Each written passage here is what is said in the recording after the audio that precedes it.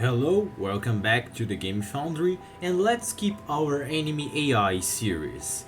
Today I will show you how to create the player respawn. Please give her a like and subscribe to the channel, and let's get started. The first thing that we need to do is open the enemy blueprint, and here's the blueprint of the last video. And now we just need add a basic code here, okay? Let's add the delay,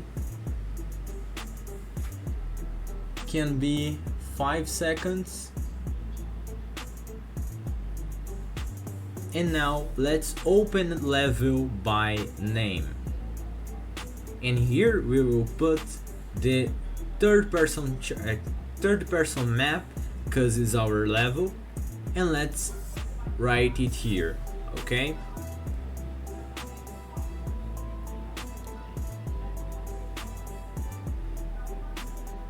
That's it, guys. Thank you for watching. Please give her a like and subscribe to the channel.